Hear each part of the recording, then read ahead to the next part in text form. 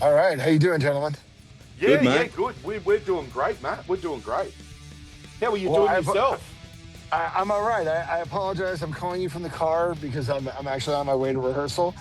Yeah, bully We're man, just that's sort of fine. we're just nailing down the last few things for this tour, and I kind of had my schedule's a little more hectic than usual because my wife is on vacation. So we both own our own businesses, so I gotta do a bunch of shit for her, and then we got dogs, and anyway, so I'm running around, but it's good, and we're here, so yeah, it's killer.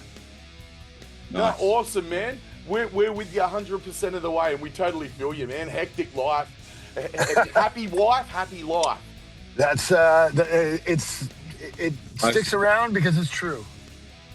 That's right. So I'll just quickly introduce ourselves, Matt. I'm Simo. This is my Simo. co-host Kyle. Okay, Simo and Kyle, right on. Nice meeting Yeah, you. Simo and Kyle. So you're on the Heavy Energy podcast with Simo and Kyle. All right, do you want me to do an ID right now? I can do Oh, it. why not? Let's get that See. out of the road. All you got to Yeah, say is your name and your band and that you're watching Heavy Energy. okay. Hey, what's up? This is Matt Harvey from Exhumed, and you are watching Heavy Energy with Simo and Kyle. So turn it up and melt your brain. Yeah, hell yeah. Awesome, man. That was one of our best yet. Thank you, Nailed it in dude. one. All right. And we smashed that out of the road before we even got into the questions, dude. I love it. You even We're having added your fun with you already, man. You The added name of your the game, boys. yeah, and that was awesome.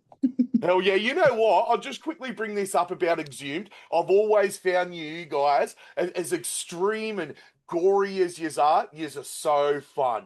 It's all about the fun and the laughs. Like I was literally just watching the film clip for at any speed, at high Oh, speed. right. Yeah. Death at any Yeah. speed. All right. And I just loved the whole thing with like Coach Greenback and all of that stuff, man. It's so gross. Yeah. And it's, because it's funny with YouTube, like we can't get away with like eviscerating people and like pulling out their brains and stuff. You get an age restriction. Yeah. So the director, Jim, he helped us come up with these really great ways to just be disgusting while, not getting the age restriction Yeah. and, not just showing stuff that people have seen a million times before. So it's Yeah. great.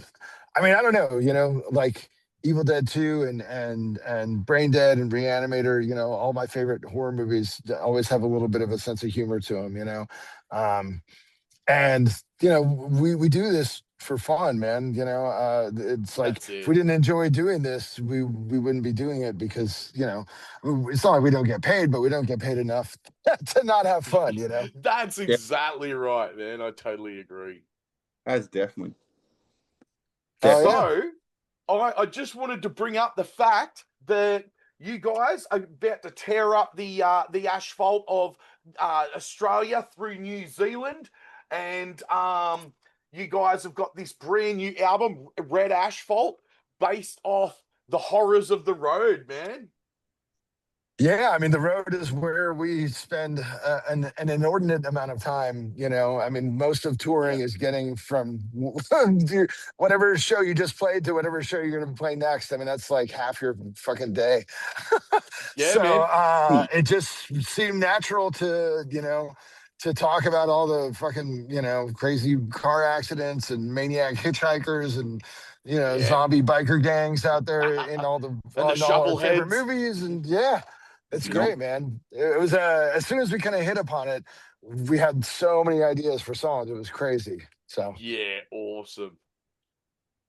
So that's awesome, Matt. That leads to like my first question for you. Like okay. Red Asphalt feels like this massive big like horror film built, like you said, around the dangers of like the open road. So what sort of inspired you guys to take Exhumed into that realm of direction for this album? Well, we always kind of, I don't know, one of the ways we sort of bide our time while we're traveling is sometimes, especially Ross and I, because we've known each other since we were kids in school. Ross will give me these like thought exercises. We'll be like, we don't like this movie. or whatever, or we think this movie coming out is going to suck. Like, how would we make it good or whatever? And one of the ones that we started talking about was, why are there no great death metal road songs? There's like a million rock Yeah. songs about the road and no death metal songs, and all death metal bands tour all the fucking time. Like, what's up with that? And I was like, well, I guess it would be called Red Asphalt if there ever was one. And we were actually coming home from Australia last time we were there. Awesome. And we were so jet lagged and loopy and just out of it from traveling. And we had to drive 3 hours from Los Angeles to where I am now at our studio. And that was how we stayed awake, was we were just talking about like, oh yeah, well, what about The Hitcher, or what about Mad Max 2, or what about the old Ford Pinto that used to explode when people fucking rear-ended you, and all this kind of shit. And so we just kind of, that was how we stayed awake on this drive. And we're like, yeah, this is the concept, we're doing it, and then, so the inspiration was literally just being on the fucking road and traveling. Yeah, mad. And you know what? At the same time, we are so looking forward to seeing you guys come out to Australia. So that leads to my first question. Any stories about Australia, or anything you remember coming here last time? Like, or is it just the mad Aussies just drinking beer all the time? I mean, I gotta say, like, percentage wise, I think I meet the most laid back, cool people down there. Like, everybody you meet, from like the lady at the store to some maniac at your show, like you said, pouring beer all over his battle vest or whatever. Like, everybody you meet is generally pretty fucking cool. And we ended up, last time we were in Sydney, going to Filter Brewing, and just drinking a lot of really, really good beer. Not just Victoria Bitter and the usual shit, but No, like the good beer. Yeah, the good beer. Yeah, we're getting really good beer here lately, and even me, I'm not even drinking the Victoria Bitter and that anymore. I'm drinking all of this good beer, like Four Pines and Stone and Wood, and like these Okay. nice Pacific Seriously. ales. So Stay yeah, I'm a away. bit of a beer connoisseur. Stay away from Victoria beer. Victoria Stay away from the Victoria Bitter. Honestly, Yeah, like this. Seriously. I mean, back in the day, the first time I came there, it seemed like it was, there just wasn't that many beers to choose from. So we drank a lot of VB. Plus, I mean, that was, whatever, 20 years ago or whatever now. Yeah. So I was a little bit less discriminating in my tastes as well. But yeah, Filter really stuck out in my mind, and food was great too. And also, it's weird, even here, I have some friends that are brewers locally, and they're getting into these New Zealand hops, and every beer I've tasted with New Zealand hops is fucking good. So the New Zealand, you guys should be able to make killer. Awesome too. Yeah, so I'm excited to get into that as well. It'd be cool. Yeah, so New Zealand and Australia, man. Yeah, hitting both of us. Yeah, it's exciting. Awesome. So that leads to my. Actually, I'll throw this one over to Kyle. Sorry, it's Kyle's turn. I went to jump in. Sorry, Kyle. Oh, good. I thought me and Kyle have got a bit of a format. It works for us. Yeah. I love that. It sort of works sometimes. Yeah, I went to jump the gun though. Sorry, Matt. I got excited. All good. So Matt, you've been doing this for now like 30 plus years, since you're in high school, like you said, and Exhumed has like survived the many waves of musical trends and in metal. So it's still happening. What do you think has kept you, the band, and death metal itself alive for this long? I mean, for me, it was always like especially when we started, I wasn't a particularly good guitar player. Like now, I'm like a fair, like acceptable guitar player. But back then, the one thing that I always had a lot of confidence in, it wasn't my my playing or our ability or our logo or whatever, but I always sort of had this like arrogant kind of confidence in my own taste, and I was like, it doesn't matter if the world says that death metal is lame and everybody listens to Cradle of Filth now because it's 1996. Like, I don't like Cradle of Filth. Nothing against them. People love the band, whatever. That's just not my thing. Yep. I like Repulsion and Impetigo and Yeah. Carnage and Carcass and Bolt Thrower Incantation. and also I like Final Conflict and Cryptic Slaughter and Discharge or whatever. And it's like Yep. I'm going to stick with what I'm doing because I'm not doing this to please anybody ultimately besides me. And now I would say, that the band has, survived and people follow the band and care about the band. It's not that I want to please the audience, but I mean, I want to do right by them and I want to respect them. But selfishly, I'm still I'm still first on my list of like, Yeah. I'm doing this because this is what I want to hear. Yep. Yeah, man. And if you liked what we did before, then logic follows that you'll probably like this too. And we're not gonna disrespect you and I love funk, but we're not gonna play funk. And we're gonna be ourselves, and we're gonna be the thing that the thing has always been. But we're here to make music that we care about first. And if you like us and you like our band, then you'll probably like it too. Hopefully. Yeah, So man. that's my whole secret. That's it. Selfishness and arrogance. Hell yeah, man. I even have my own musical project, and I feel you. Sometimes you make your music more for yourself than you do for anyone else, and it's fine. Yeah, I mean, especially I think when we were starting out, seemed like by the time I was getting out of high school in like '93, all my favorite bands were kind of moving away from the records that I liked, like Death and Entombed and Carcass and Napalm Death and stuff. They were all sort of, I felt like they were abandoning ship. And it was the same kind of thing, when I heard records like, Seasons in the Abyss or Yeah. those kind of records where bands are getting softer or changing or updating or whatever. And I was like, I'm not interested in that. I don't like that.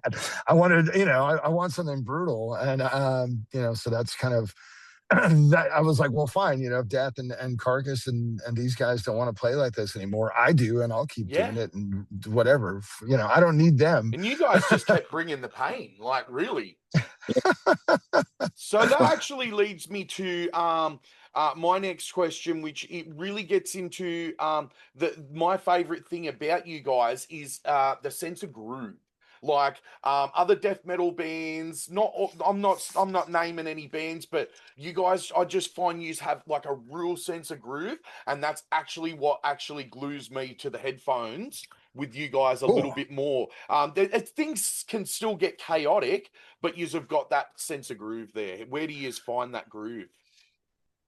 I mean, I think, you know, when we were kind of figuring out what we were going to be, aside from just an amalgam of like our, influences or whatever, the thing that we sort of hit upon is that we wanted to do these like traditional kind of song structures, like, rock, pop, sort of songs that with 3 or 4 parts that come back and repeat in order or whatever. Yeah.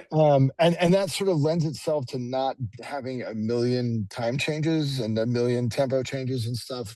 Like that sort of, a lot of bands think that that's like, oh, this is a really sophisticated song because it has 47 parts at 22 speeds and at 3 different time signatures or whatever. And I don't agree with that. And that doesn't mean they're right or I'm right. It just means that's just not to my taste. So I think we tend to stick in a vibe a little bit more than a lot of other bands. And the other thing that's is, what I glues think, me to the headphones more, man. That's actually what I like. yeah. I mean, that's like I said, we were trying to just find a way to be true to ourselves, and we figured if as long as we did that, then everything else could change around us, and people would hopefully find us, and some like-minded weirdos out there would be like, hey, this is cool. I'm into it. I want to get this record. So apparently it worked because we're still doing it. So yeah, man. I feel you. And that, like I just said, that's what really glues me to the headphones is that sense of groove and that song structure. Like for example, I don't want to get right into it, but like something like Cynic, you can get lost in it. You know what I mean? Sure. Yeah. Which is, the appeal of it, and Cynic is obviously, they're better musicians than, I'll ever be. They're amazing. Yeah. That doesn't mean that I necessarily want to listen to that, but, I respect it. Sure. Yeah. I totally respect it too. Yeah. Yeah, sweet. I love it. It's got a good. You have a good flavor and a good taste and everything. It's really good. Hell yeah. But this one's mainly for you mate. We're juggling so many like bands other than Exhumed. Like you got Gruesome, you got Pounder.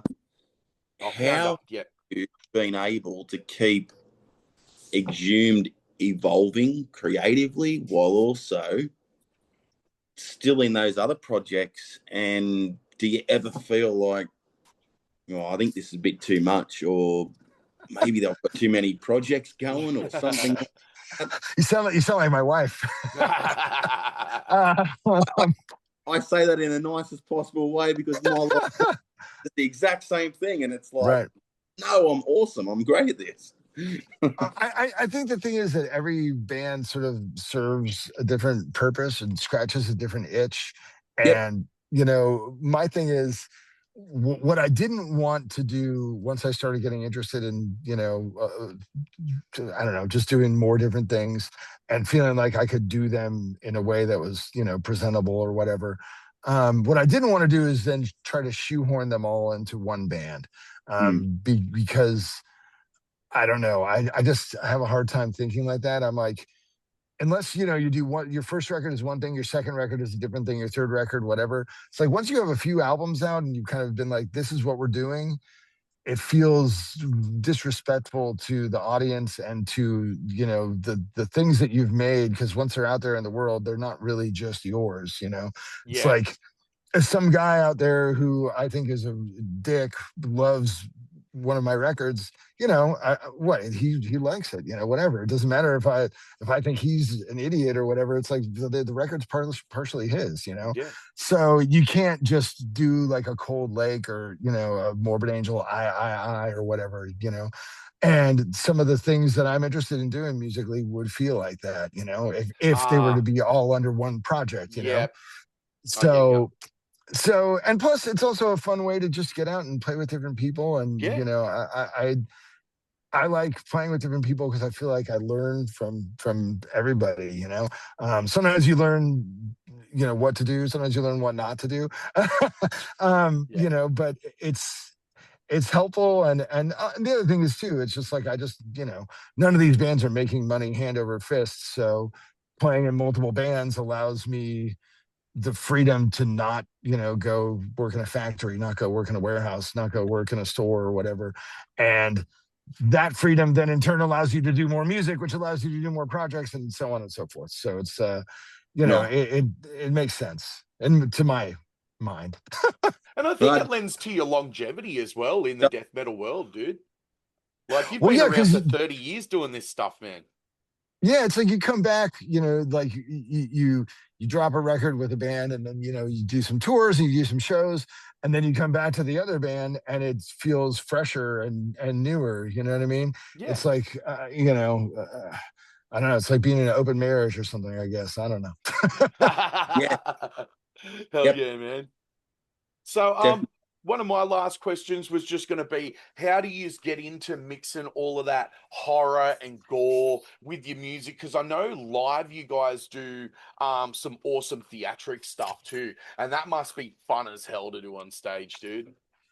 It's super fun, and I think that it, you know, it's one of the things that sets us apart a little bit from, you know, other guys in jeans with guitars that headbang, because there's a lot of us out there. Yeah, you know, but I think the appeal to me, like I've always been drawn to bands that have like an aesthetic that goes all the way through the artwork, through the lyrics, through, you know, like Voivod, you know, is one of my favorite bands because the lyrics are a concept. It's a story. The drummer's doing the artwork. He's writing the lyrics. There's this whole world, and, you know, the music and everything goes together and they all feed into each other, rather than being like, hey, this next song is called, you know, Pyramid of Death, and then you just stand there and play it. It's like cooler if you say this song's called Pyramid of Death, and then there's a pyramid that comes on stage, you know, that it kind of brings it to life a little bit more.